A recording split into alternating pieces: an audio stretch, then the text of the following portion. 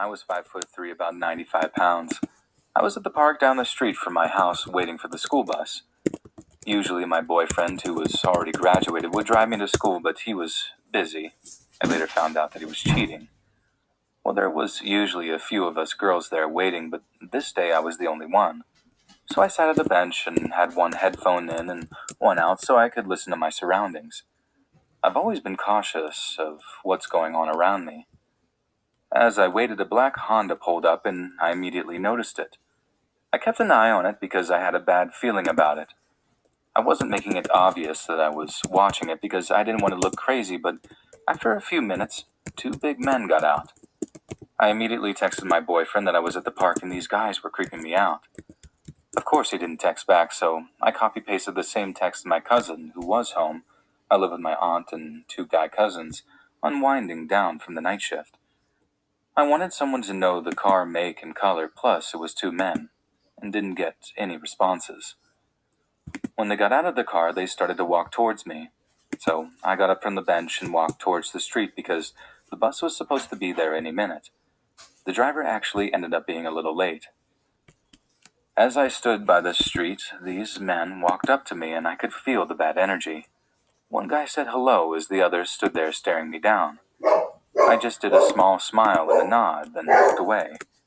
Then the same guy, I'll call him number one, asked how old I was. I didn't respond. I could tell the other guy, number two, was getting mad that I wasn't feeding into it. Then number one kept asking me yes or no questions like, do you have a boyfriend? Do you live close? Do you do drugs? We have some. Do you want some? And then number two asked me if I knew what the black market was. I felt a cold rush go over my body and I got the chills.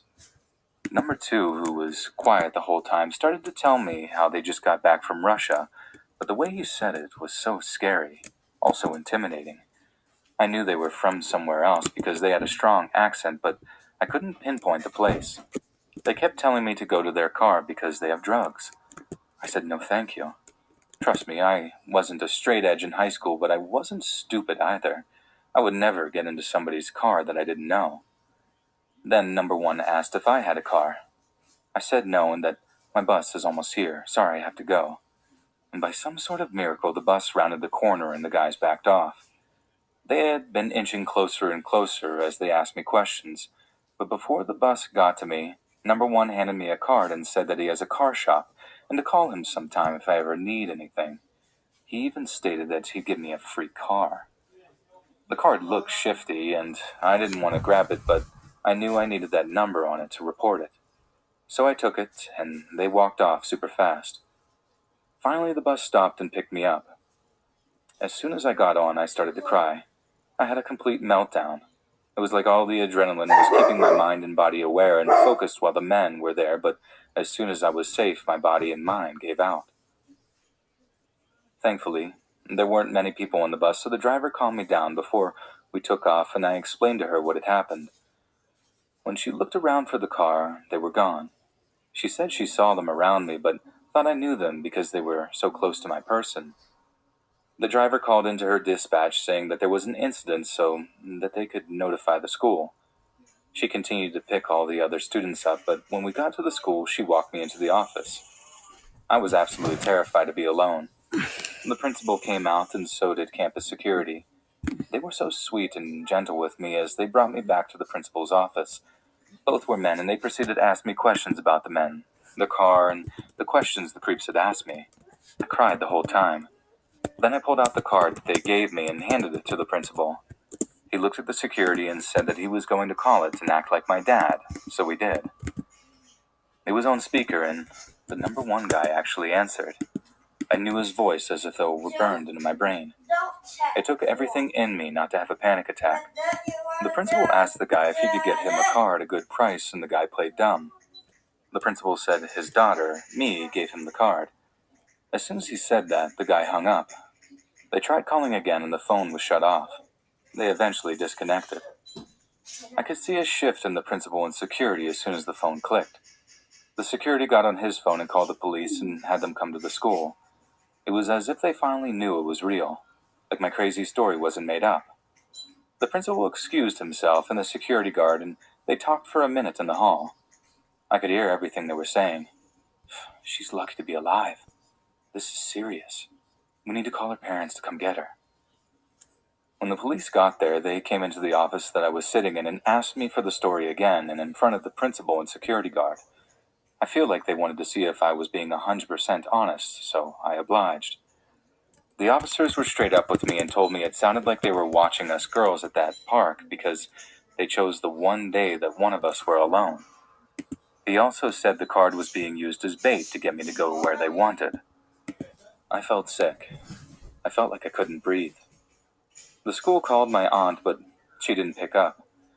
The only person that picked up first was my boyfriend. One of the officers talked to him as the other finally got a hold of my aunt. My boyfriend ended up picking me up and taking me home, and I cried the whole time. When I got there, my grandma, uncle, aunt, mom, and cousins were all out front. The women were all in tears, and the men were livid but worried for me.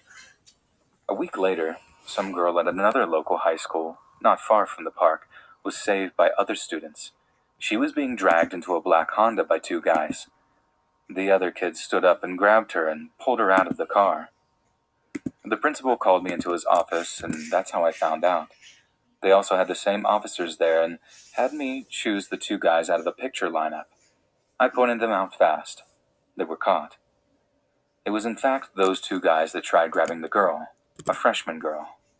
I felt worried for her and sad that she went through worse than I did, and I felt almost free again. Still scared, but not looking over my shoulders as often, and I couldn't believe that they were caught.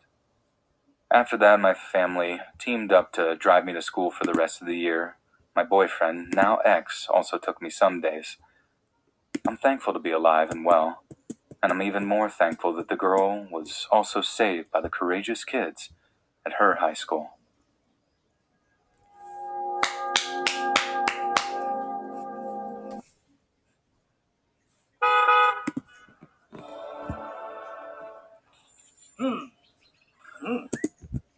In this video,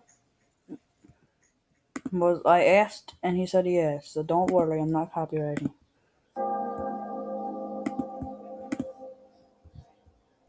For a bit of backstory, relevant to why I didn't freak out sooner, I live in a big city which is mostly a friendly place, but like all cities, it has its rough areas. There are two main spots that are known to be particularly rough, and for the first 14 years of my life, I lived in one of these areas. So though it can naturally be a bit uncomfortable, I tend to be pretty unbothered by drunks, addicts, creeps talking to me on the street. Anyway, I moved from one rough area and moved to a safer one, but it's very near to the other, arguably worse rough area. I know both of these areas pretty well, too, which helped with what happened 5 months ago. So I had some stuff going on in my personal life and got through phases of bad anxiety as it is. I had to make the decision to take some time off of work, but wanted to try and stay in a routine and be productive. What do productive people do? They go to the dentist way past when they should have. So I made my appointment, and when it rolled around, I walked there. My dentist is in the rough area that I now live close to. On my route home, I have to walk past a pub on a main road which has a super bad reputation. Anything you can think of, it's happened inside or just outside of this pub. Stabbings, shootings, drug raids, the lot. How it's still allowed to run, I have no idea. Anyway, I noticed someone sat at the bench outside the pub.